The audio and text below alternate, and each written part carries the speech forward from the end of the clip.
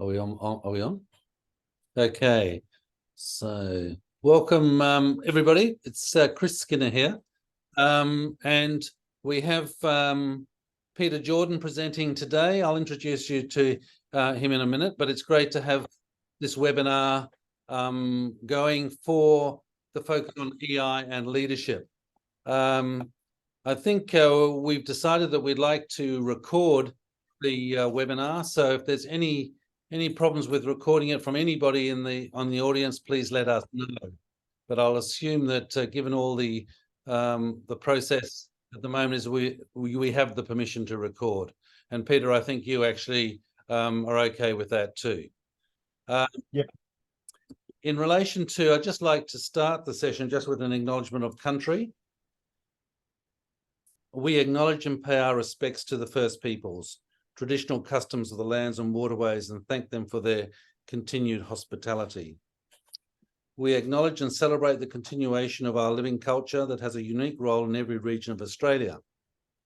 We acknowledge the elders past and present, as well as our emerging leaders of tomorrow, and thank them for their wisdom and guidance as we gather today from the different places to share, collaborate, and learn together. So really, where we are from here is basically a range of, I think we've probably got 65 registered people for the webinar. So if you would like to comment in the chat about where you're from, please feel free, because Nigel and I in particular will just be monitoring the chat in that process. So could you just put in the chat where you are from? And Nigel, did you want to say anything about the chat? We'll see. We'll see. I can only see my chat. You can only see your chat. I can show you that.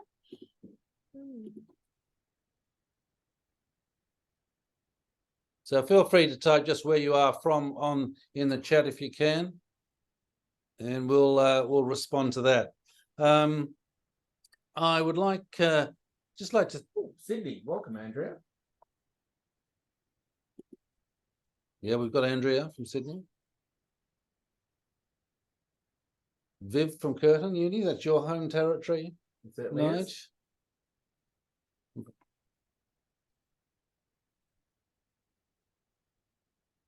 Good old Linda. Thank you, Linda, for coming from Notre Dame. Can you see all these notes? Yep.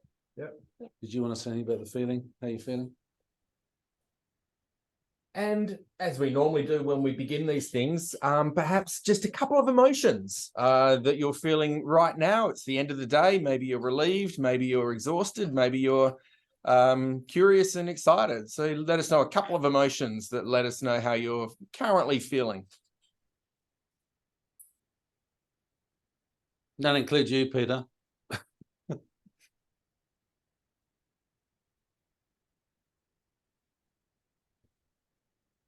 Bit of excitement and intriguement.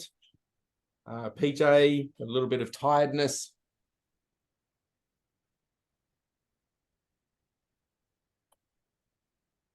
Relief from Chelsea. G'day, Chelsea, how are you? Stirred up, a little anxious. Some depth there, Linda, I like that.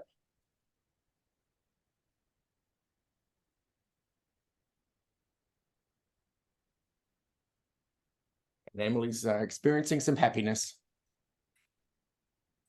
Cool. Okay. Thanks, Nige. Thanks for sharing. I'll get started. Just like a brief introduction to Peter Jordan, who's professor at Griffith University, and I'd certainly like to thank him for being willing to do tonight's webinar. Peter has I've had a discussion with Peter. He explained he didn't want a long introduction, Peter, so you're not going to get one. But I did look up your website, and I see that you've written extensively, as I know, in the organizational behaviour area, and in particular the emotional intelligence and leadership aspects, which will be the focus tonight. Certainly, Peter comes with a research framework, having linked to a lot of ARC grants, and has been at Griffith University for, I think you said 15 to 20 years, Peter, but you can explain. 23. 23. And I noticed, Peter, that you also recently have written a article and a book chapter on how leaders' emotions are experienced in times of organizational change, which I think is very prevalent for a lot of us today in both our university and our organizational settings. So once again, Peter, as we said, really nice to have you here and as part of the webinar. And so if you can just work with us in terms of the share PowerPoints, and then say towards the last 10, 15 minutes, we'll take questions and answers from everybody in relation to it. So can I hand over to you now, Peter? Yep, no problems, Chris. I'll just share the screen. And I'll just confirm that you can actually see the presentation now. Yes, it's clear here anyway. Okay, good. Well, welcome all to the webinar. Thank you to Chris and Nigel and Laurel for the invitation, which I was happy to accept and explore what is a really fascinating area. Two things for introduction. The first is that at some stage during this presentation, I'm going to start coughing because my asthma hasn't been good to date. Don't panic. No need to dial 000 or 112. I'll just have a drink of water and I'll be fine after that. The second thing I'd like to say is, I apologise for being slightly late. For those of you who are online, I made the assumption that my link was in the calendar note, and needless to say it wasn't. So there's already emotional intelligence in terms of sort of calming myself down a little bit before I start. Okay, so the talk I was going to give is on emotions and leadership. I'll get to the emotional intelligence part soon, and where emotional intelligence fits into my agenda. To let you know just the tiniest bit about where I'm coming from, I started my PhD in 1996. And at that stage, I was going to do some cockamamie thing about emotions there. Oh, no, sorry, about team performance and measuring team performance. And my supervisor at the stage, Neil Ashkenazi, came back from the United States and said, I'm not doing any of that stuff anymore. I'm doing emotions. Emotions is where it's going to be for the next 20 years. And Neil wasn't particularly wrong.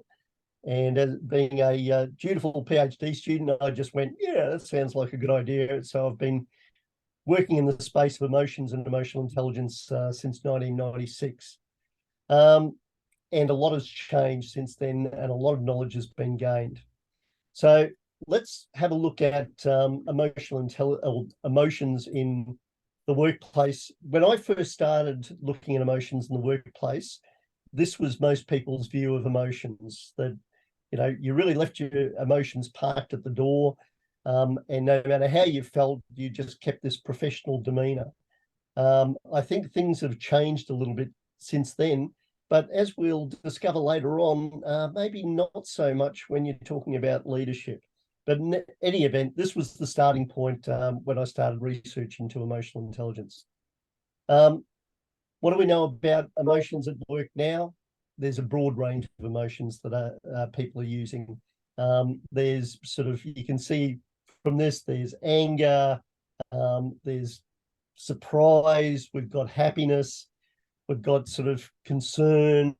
There's a broad range of emotions people experience at work. And I think the reason is because we're human beings, and human beings experience emotions, and we bring those emotions to work. And indeed, the research evidence suggests that we can't actually make a decision unless there's an emotional element to it. So from that point of view, emotions are pretty important, and in terms of organizational behavior, have been shown to be that.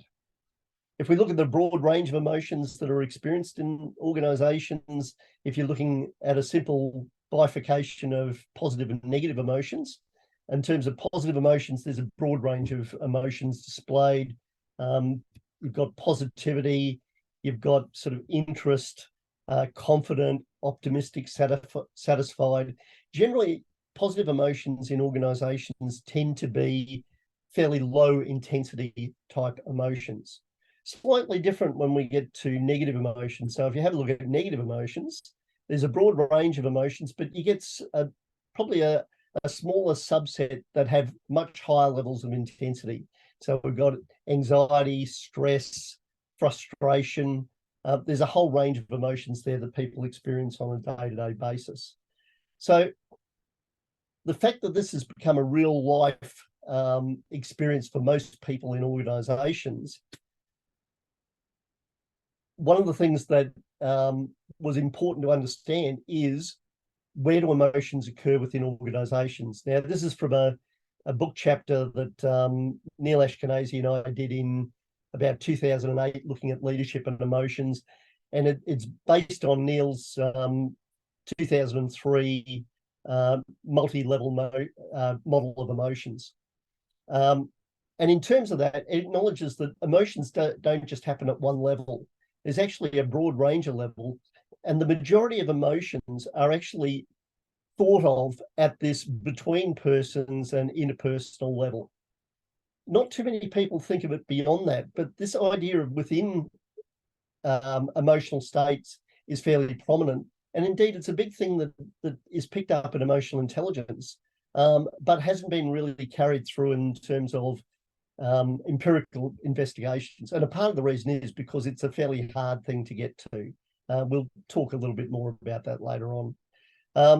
Then the areas that have really been sort of missed out are the stuff around group and organisation-wide emotions.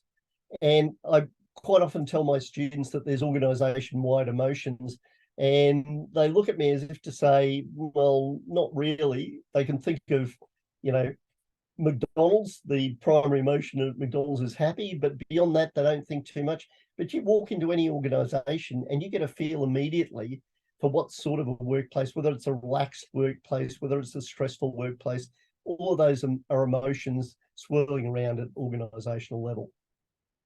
So the areas that I'm going to be focusing on in this presentation are mainly around this sort of interpersonal, group, and some at the within-person level. So we know all this stuff about emotions, but the question became, what are we going to do about it? And this is when sort of Jack Meyer and Peter Salovey came up with the idea of emotional intelligence. Now, you'll see this is a long time ago, 1990. Wasn't really popularized until Dan Goleman came out with his book and made some outlandish claims about emotional intelligence that, if IQ is 20% of performance and human behavior, then the rest of it must be IQ. Well, that's probably an overestimation given the number of personality variables and everything else, but it certainly got headlines and got people focusing on it.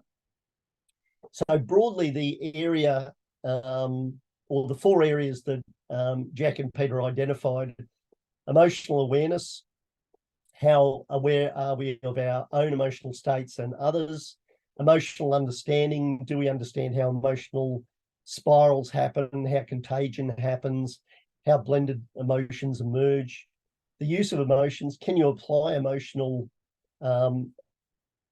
factors to your day-to-day work to get a better outcome? And that might be in terms of enthusiasm or motivation, but in other cases, it might be about fear and caution from leaping into the unknown. And then finally, emotional management. How do we control these emotions now that we're aware of them and understand how they work? So what I'm going to focus from here on is around this idea of leadership, and in particular leadership. But Chris, when I spoke to him yesterday, kept on asking me about teams. So it seemed to be an idea that was close to his heart. So I'm going to do some stuff on teams at the end as well. Now, before I go on, I'll just let you know that I'm not a regular Zoom user. So getting all of the stuff up is not my forte. If it was Teams, I'd be cool, but Zoom, I'm not. So if there's anything in the chat, Chris, can you let me know if there's any questions? I'm happy to take questions as we go. We'll also have time for questions. We'll let you know, Pete. Much appreciated. Okay, so let's move on. Emotions and leadership. People, when they're talking about leadership, generally talking about it in terms of styles of leadership. So transformational leadership, transactional leadership, authentic leadership, and so on. I tend not to think of leadership in that way. There was a project done by Professor Bob Woods at University of New South Wales. He's now at University of Technology, Sydney, called the Accelerated Learning Lab. And the premise of the Accelerated Learning Lab is to get expertise in any area. You require something like 10 years of experience. And I'm an old guy, so I've had lots of those 10 years. And I can tell you that you don't actually see everything in a possible job for around about 10 years. When a crisis arises, you learn something new. During good times, you learn something new. Something unusual happens, you learn something new. So that usually takes some time to unfold. Bob's premise for this Accelerated Learning Lab was, I can accelerate that. So if you give me young executives, I can build them up so that they'll have had a broad range of experiences after 3 to 5 years. Very successful project, backed by major corporations right around Australia. And Bob also had the advantage of doing research on this cohort. And he found one thing made a difference for people in terms of what determined successful versus unsuccessful leadership. And knowing the audience that I've got for this, and knowing how some of my students respond, I can see people are going to say, oh, managing emotions, it's got to be managing emotions. Well, close, but the number one factor that determines successful leadership was flexibility. So if you could change your behavior and indeed your emotions to suit the situation and respond appropriately, then that means that you're a successful leader. And so consequently, when I think of leadership, I think about this idea of a broad range of activities that leaders involve in rather than specific skills. So purpose is about vision. People is about the people you manage. Processes is about the processes you use. You know, are you being fair to your workers? Are you sort of thinking about organizational justice issues? How do you go with distributive issues and so on? And then there's a personal side, which is really around management of emotions and charisma. So you can see that leadership and emotions work hand in hand, not just where most people think of it in terms of this personal and people side, but if you think about instilling a vision in people, what you want them to do is be enthusiastic. So you're actually using emotions to influence people towards a specific mode of behavior. So there's a close link between emotions and leadership, and let's explore that a bit more. I did an article with a guy called Dirk Lindebaum a few years ago in Leadership Quarterly, looking at the public face of leaders. Now, you'll probably recognise a few people here, and there's some people you probably may not recognise. I'm hoping you recognise this guy, because I specifically put him in for this presentation, and I'm sure you'll know who this guy is. The lady in the bottom left is my VC. So I'm covering my own backside here. She is a fabulous leader. And I'm not saying that because she won't be online and nobody's going to feed back to her. But she's made a real difference to Griffith University since she came. She's very transparent, thinks about well-being, emotions, and a whole range of things like that. This other person up here, I guarantee there's going to be some people who know her and some people who don't. Anybody want to hazard a guess who that is? I'm sure somebody will know her. And Chris will have to tell me if they type something in, or you can just speak. Feel free to speak.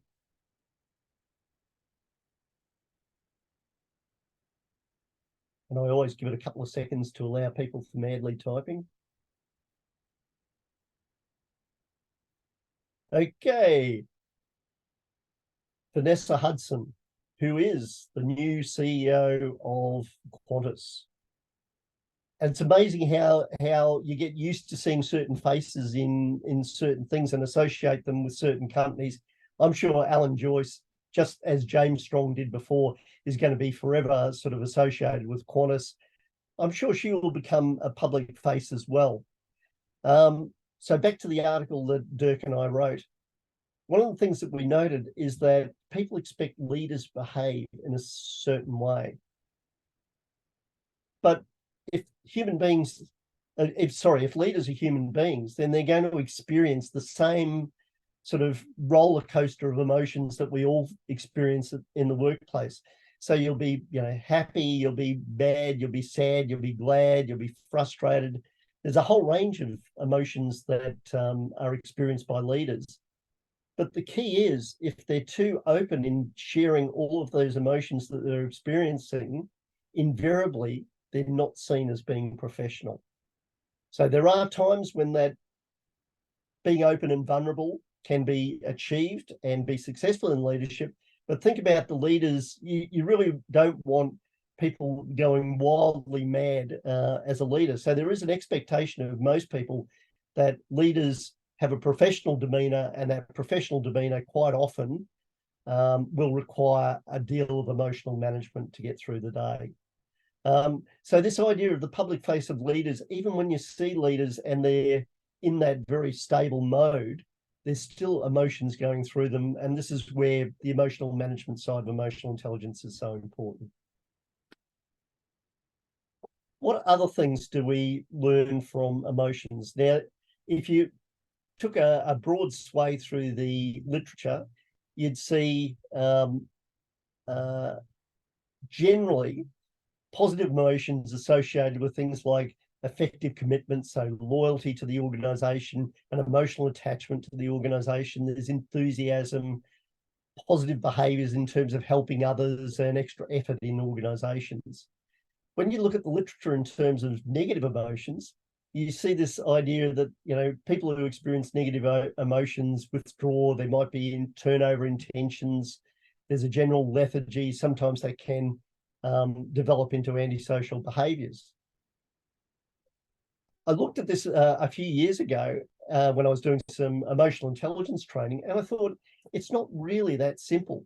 So in terms of emotional understanding and the understanding of how emotions work, the questions I came up with were, what are the negatives of positive emotion, and what are the positives of negative emotion? Is it just you've got to be positive and it's all good, or you've got to avoid negativity and you won't get so much bad? Well, emotions are far more complex than that. If you think about things like anger, now anger at work is not generally encouraged. Usually there's normative frameworks around expressing anger at work, but anger expressed in the right way is actually a very good thing for organizations, because what's anger about? Anger is really about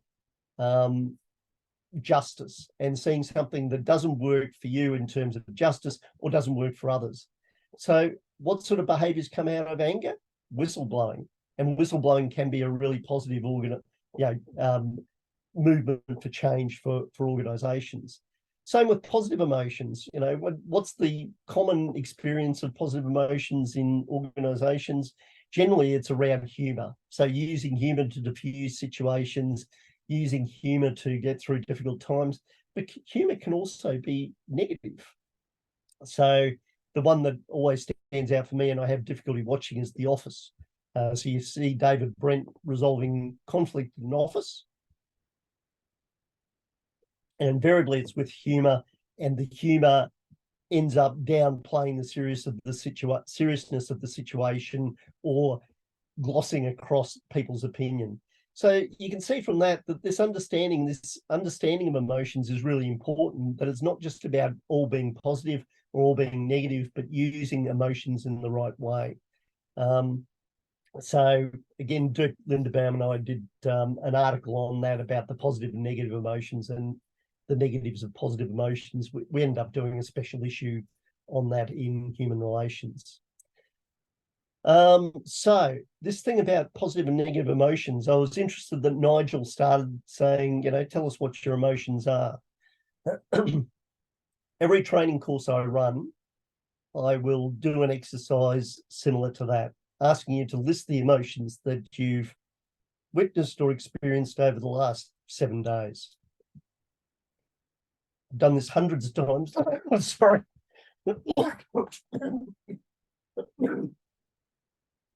Sorry to anybody I just deafened. I've done this hundreds of times around the world, and invariably every group comes out 2/3 negative, 1/3 positive. And I usually say to the people, are you a particularly negative group? And they'll think to themselves, well, no, we're not a negative group. So why does it come out that your emotional recall is 2/3 negative, 1/3 positive? And quite interestingly, when people go through it, negative emotions demand more attention. Indeed, if you look at the English language, we've got far more words in the English language for negative emotions than we do for positive emotions. Generally, negative emotions can also vary dramatically in intensity and can be very intense, whereas you don't necessarily get that in positive emotions. So in negative emotions, you might have anger leading to rage, fear leading to a freeze response. In terms of positive emotions, you don't generally in organizations hear about people turning their enthusiasm or enjoyment into rapture in the workplace. So you find that idea of negative emotions is much more dominant in organizations. I think the other thing with the negative emotions is that it's a protective mechanism for us. We generally have this process of rumination and think through negative emotions far more than we think through positive emotions. So this idea of positive and negative, again, it's not about emotional intelligence, shouldn't be about just encouraging positive emotions. It should be about encouraging all emotions and using them as there's an author by the name of Gervin Van Cleef who's got this model of emotions as social information, EASY. And the EASY model is about using emotions to identify social cues. Well, clearly positive and negative emotions can be used like that within organizations. Let's have a look. Because we've got a short presentation, I'm not going to dwell too much on the positive side. Let's have a look at the negative side, seeing it's a much more prevalent one. Again, throughout all this research, I've also collected individual emotions. And the number one emotion experienced by individuals in organizations right around the world is frustration. So you'll see that there's a broad range of emotions there, fear, stress, guilt, worry, but the number one emotion, the most common emotion in organizations is frustration. And quite often it's the emotion that we most ignore when people are frustrated in organizations. But again, using the EASY model, emotions as social information, where does frustration come from? Frustration actually comes when people are unable to achieve the goals that they want to achieve. So usually if you think about things you get frustrated on, it's because you've wanted to achieve something at the workplace and something's happened that's prevented you from that, whether it be a distraction through a phone call, whether it be another important piece of work coming in, whether it be the photocopier being jammed. Frustration quite often is a really easy to resolve emotion in organizations. It can set an emotional tone for organizations, yet quite often we ignore it. So understanding where emotions come from is really a key to this idea of emotional understanding. Same with anger. I think I mentioned it before. Where does anger come from? People say there's a whole range of things that anger comes from, but when you boil it down and work back, generally it's about justice. It's because people feel that they've been treated unfairly, or they've seen somebody else treated unfairly, and so consequently, anger. And it can be low-level anger. It can be sort of about some level of annoyance, and then it can build up from annoyance to a bit of frustration, and then from frustration, it can build up to anger, and then it can go to full-blown rage. The issue is that all of them are generally because people feel that they haven't been heard, haven't been dealt with fairly in organizations. Again, as a leader in an organization, if you see anger emerging in the organization, you can look for clues to try and resolve that or to bring down the intensity of that anger. So emotions as social information, understanding emotions is a real key component of this. Okay, so that's sort of looking broadly at leadership, emotional management, use of emotions in terms of encouraging vision towards certain areas and so on. Let's now have a look at group emotional intelligence. And this slide was actually prompted from a discussion I had with Chris yesterday. I have had this clear in my mind for a while, but it was really useful for me to put it down onto a slide so I could articulate it. So thanks for that, Chris. It's a discussion I've had a few times and I just usually gloss over it. But people are very keen on group emotional intelligence. And indeed, if you go back to the model that I had earlier in the slide deck, Neil and I actually put group emotional intelligence in that particular model. And I'm now thinking, fortunately, that was 2008. And what's the first rule of an academic? Academics are always right, or they think they're right. And the second rule is when they're wrong, they've got the right to change their minds. Well, I'm changing my mind from 2008. Group emotional intelligence doesn't exist. I should point out here, I'm a positivist. Okay, so basically my view on research is if you can't measure it, then it probably doesn't exist. So you think about emotional intelligence. Emotional intelligence is an ability that varies between people. And everybody broadly accepts that. It's akin to cognitive intelligence, to personality. There's a whole range of different variables that vary between individuals. And indeed, that's how we find interesting outcomes and why situations are dealt with differently from one person to another. So if it's a group phenomenon, how do you then measure emotional intelligence at the group level? Do you measure the highest EI person in the group? The leader could determine the emotional intelligence of the group, but that doesn't necessarily pick up on everybody in the group. It just tells you what your absolute peak is. It doesn't tell you what your valley might be. So do you then move to taking average EI in a group? Well, depending on the size of the group, that might be useful or it might not be useful. Particularly if you've got outliers in the group, some high and some low, they'll average out, but it doesn't mean that the group will be particularly functional. So the average EI of the group may not be a good indicator of group EI either. So then the next question is, do you do variance in the group? So do you look at the amount of variance between the highest and the lowest in the group and then establish what group emotional intelligence might be on that basis? Again, it's an averaging type concept. It tells you something about the skill level in the group and the potential for conflict. But again, is it group emotional intelligence? I'm thinking it may not be. So the question we've got to ask ourselves is, do we have group personality? So when you think about the big five, openness, agreeableness, psychopathy, I'll go through them. I do know them: extroversion, neuroticism. From that point of view, do we establish a group personality? Well, no, we generally don't establish a group personality. My argument would be, well, you don't actually have a group emotional intelligence. What groups do have, however, is a set of normative values and cultures which are spread across their operating levels. So they're able to take those and operationalize them in some ways in terms of behaviors in the organization.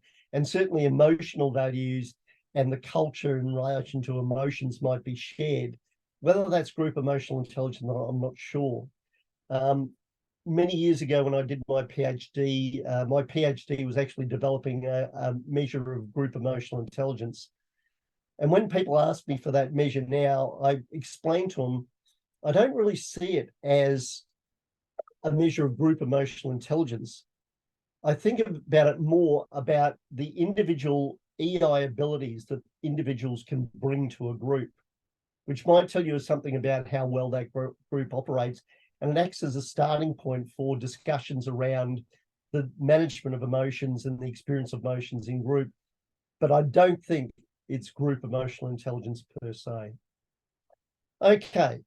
In summary, because I'm sure there'll be questions and I find much more much more value in a discussion than I do in me pontificating on things. In summary, emotions are important. I don't think there's any argument with that, and certainly the ground has changed since 1996 when I first started through to now. People are much more accepting of it and exploring far more interesting areas in terms of emotions. Individual skills and abilities are important, and that can be in a broad range of things. So it may not be emotional intelligence per se. It might be in terms of emotional awareness. It might be about sensitivity. It might be about emotional regulation, which is a topic in itself. But understanding the skills and abilities we've got are important. Emotions drive how we think. There's clear research evidence around that. If you want to look at the stuff on marketing, generally people can't make a decision without an emotional element to it. And certainly if you get too many options in a decision, sometimes your emotions get confused and you can't make a decision. They inform the decisions we make. I don't know about you, but I've made quite a few decisions over my working career based on gut feeling when I haven't had sufficient evidence, and some have been right and some have been wrong, but certainly they drive decisions we make. And then finally, they provide information about our context, and picking up emotional signals in organizations and understanding how they work is really an essential part of any leadership or group experience, because it tells you what other people are experiencing, and then you've got the basis for a dialogue. Emotions are important in leadership. They're important in teams, regardless of whether you use it as emotional intelligence or a broken down set of skills that contribute to emotional intelligence. And I'll leave it there, if that's okay. So over to you, and I'll try and get back to Zoom so I can stop sharing. Thanks. Thanks very much, Peter. I think it was a really excellent, comprehensive discussion around some of the real queries around group, the very concept of group emotional intelligence, and the issues to do with individual, the models, and even the expression of individual emotions was really interesting. So what I'd like to do is to invite people to either make a question, to record a question on the chat, or even if they can't do that, we could open it up to a general discussion, depending on the microphones on, or turn the microphones on, as Nigel just said. I've just got a couple of interesting thoughts. What just from my perspective, and others in this room here, Nigel and Laurel and Kirsty can say as well. You said that frustration is the most important, was the biggest emotion that was expressed. What's your sense of what that's really about, that frustration, and so highly indicated in that results, Peter? Yeah. It's not the highest intensity emotion, but certainly it's the most common experience of emotion in the workplace. And I think there will be some people who disagree with me, but I think generally people go to work to achieve something, to do something, to get some outcome from work. And invariably what happens is the nature of a working day is that you're not responsible for one thing, you're responsible for a whole range of different things. And so consequently, I've got a PhD student that's just about to start, who looks at distractions at work. So his focus is, how do we manage distractions at work? And emotional regulation is a part of that. So one of the clear things about distractions is they're everywhere, and they're probably getting worse at work. So in the old days, it used to be work distractions that we were most worried about. But now you've got things like mobile phones going off. You've got social media binging. You've got a whole range of different distractions coming in, all of which are drawing your attention away from what you're trying to achieve. And if frustration is about frustrated goals or being prevented from achieving what you wanted to achieve, then you're going to get frustrated at work. But interestingly, Chris, right around the world, every time I've done it, the most common emotion mentioned was frustration. And indeed, my HR director at Griffith many years ago, Janine Walker, took it to a group of to a conference of HR people, and she put up that slide without the name of emotions, and she said, "What is that emotion that's more common than any others?" And the majority of people said frustration. So it's a common experience. I'm sure we all experience it every day. Peter, it's Nigel here. I think that what leaders, what that graph tells us, just so.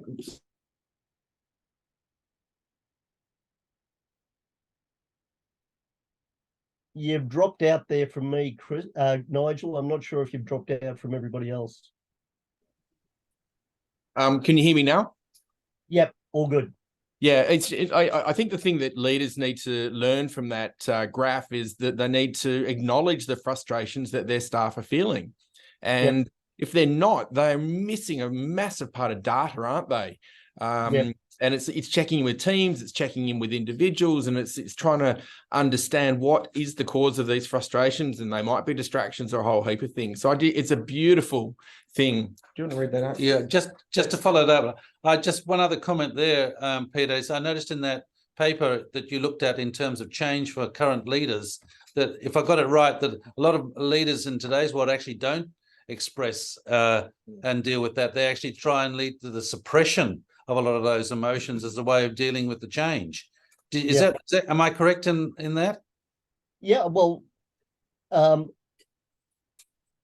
life doesn't change, unfortunately, Chris. I'm too old to think that life and experience change things.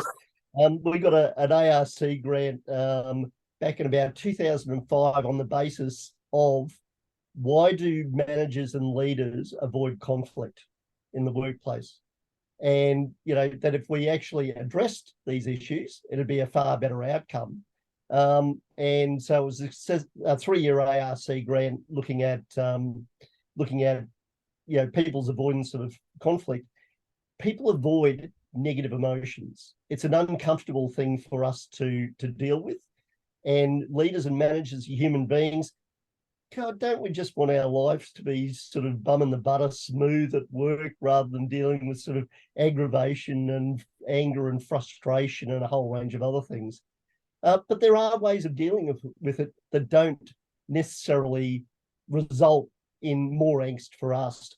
I had a former state manager when I was working in a proper job, as opposed to what I'm doing now, who came into the organisation and said, I want a list of all of the machines that we've had problems with, we've had service calls on, we've had, you know, any problems with, and we either want to get new machines or we want to make sure that there's, you know, they're working okay. And at the time, everybody thought, oh, this is just, you know, the commander of an army base changing the colour of the rocks around the parade ground to say there's a new person in charge.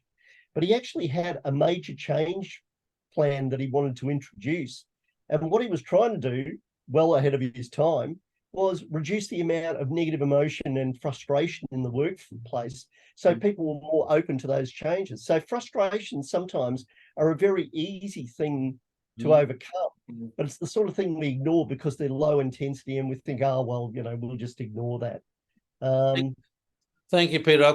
There's a couple of questions on the chat. Yep. Kim's mentioned, as a manager, is there value sharing in a team member's anger in a healthy way, or is it more valuable to acknowledge and de-escalate, or is it a situation depends on the individual's personality? Yeah, I think it depends. My leadership and manager training, you know, from the time I was public servant through, says you certainly don't confront that sort of thing in a public way. So you don't bring it out in the larger group. But what's to stop us from asking people, what's the source of your anger? You know, pulling people to one side, taking them for a coffee and saying, listen, I've noticed you sort of storming around and sort of yelling and, you know, like, is there something going on? Now, it might be about something that's happening in the team, but it could equally be something that happens privately, you know, that they're bringing that anger and frustration to work and not realizing it. So quite often people may not notice how they're behaving at work until somebody points it out to them. And this is one of the things about, you know, providing feedback to people. Why don't we want to provide feedback to people? Well, because sometimes it's uncomfortable when you're going to talk about stuff that you don't want to talk about. But that's more about you rather than the individual. You know, they deserve to understand how their behaviour is impacting on other people. And you can do that in a private space and sort of explore it. Or if it's a group, a shared anger, you know, I notice things have been sort of fairly tense around here. What's going on? You know, what's the source of it? Is there anything I can do about it? Sometimes there will be nothing you can do about it. Sometimes there's something you can quite easily do about it. Just a question to everybody. Does anyone else have questions or statements or scenarios or situations that Peter has sparked some curiosity about?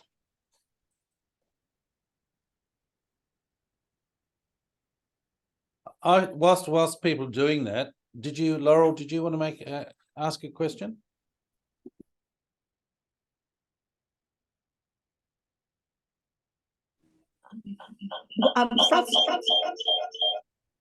Frustration, I think, you know, like that lack of comes often from you know, that lack of control of your environment. You don't have control. But I think there's two parts of frustration. Is it frustration at yourself, or is it somebody else causing the frustration? So you really have to work out, you know, where that frustration comes from.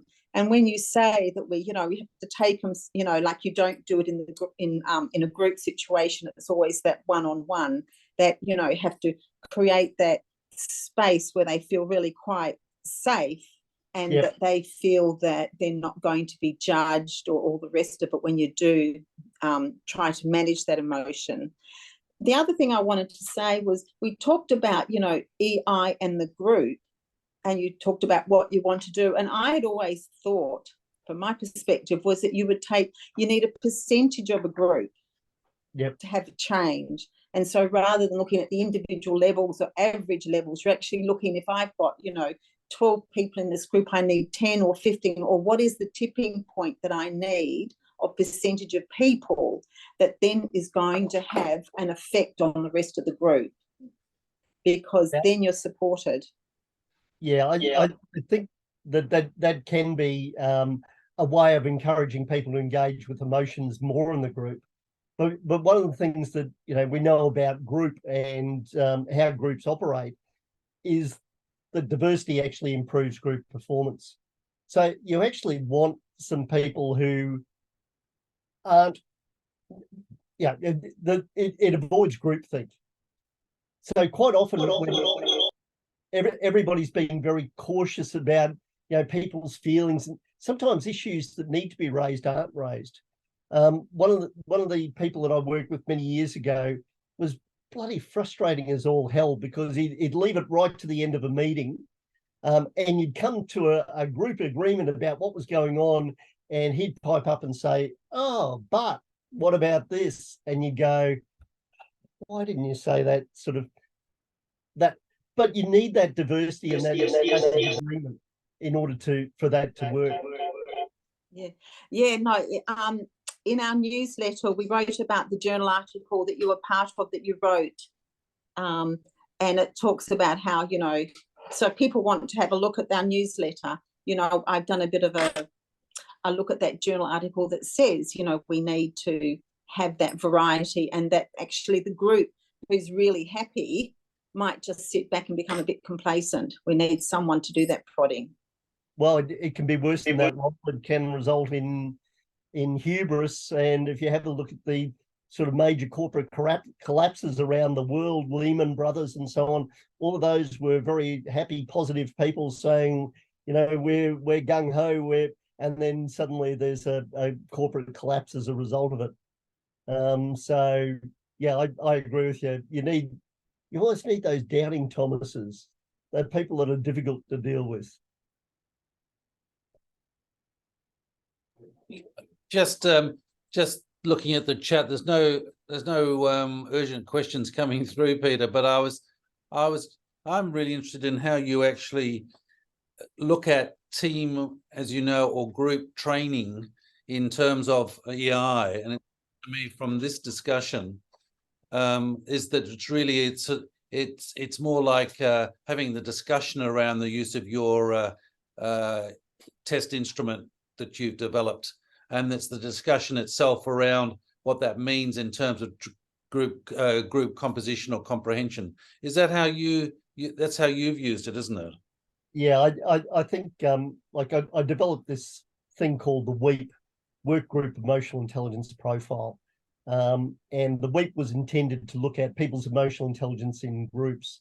And I actually had a self-report and a peer report. The peer report seems to have sort of fallen off a cliff somewhere quite a few years ago, although some people still express interest in it. But when I get people from around the world asking me if they can use it, and it's public domain, so it's free to use. But the one thing I say is you can't pigeonhole people, because emotional skills can be learnt and improved on. And therefore, by doing this profile, all you're doing is creating a starting point for a discussion around those topics and how people deal with it. And I think that's the best way for any sort of emotional intelligence tool to be used, is not as this is you and this is how you're going to be forever, which quite often with personality testing can be the case. It's more about, here's a discussion point of where you are. Are you comfortable with that? Where do you want to be? What skills do you think you need to achieve what you want to achieve in the group that you're working in? So I think it's more a discussion point than a definitive measure of emotional intelligence. And you've been very successful, I presume, with actually that discussion in the different organizational teams. Or has that often been quite a sensitive issue in terms of when you open that discussion up within a context? Chris, there's no praise like self-praise, so I can't tell you I've been very successful. But it seems to have worked. So I've done emotional intelligence training in a whole range of different organizations. And we do a range of different activities. That's merely one of many activities we do, exploring those. We do things like storytelling. We do things like that positive and negative emotions, emotional understanding. There's so many different tools that we use. The one that I used to do, which probably wouldn't be that popular now, was actually a 2-day residential. And that was where I did the majority of research on that. We covered a broad range of areas, so that was just one small part of it. Of the time, and I certainly just like to make a couple of comments. One is really appreciated your humour and your ability to actually make the whole area of emotional intelligence in groups and organisations very available to be understood and actually, in a sense, as you've just said, Peter, developed. So I think in that sense, really like to thank you for that. And I'm sure the rest of the group here would support my comments there. The other thing I would just mention to the wider audience, we're having a mini conference in November, and the information is available on the chat and is available on the newsletter for November. And we have a really good range of speakers. It's a half-day period in November. Please, 3 speakers, and would be really, if people are willing to put half a day aside, be great to have them involved as part of the audience and part of the actual program. So just with that, thank you again, Peter, for the session. I really like your background scenery, and as Nigel noted, you had your coughing fit in towards the forest rather than at the audience. But thank you again, and hopefully we'll be in contact on a number of different levels, whether that's through this medium or through the research network that we're trying to establish. So thanks again. No problems. Thanks, Chris, Nigel. Thanks everybody for attending and sort of taking time out of your busy days. Thank you. Thank you, Peter. Thank you. Have a good night. Thanks, everybody. Cheers all. Thanks. Later. Bye. Bye.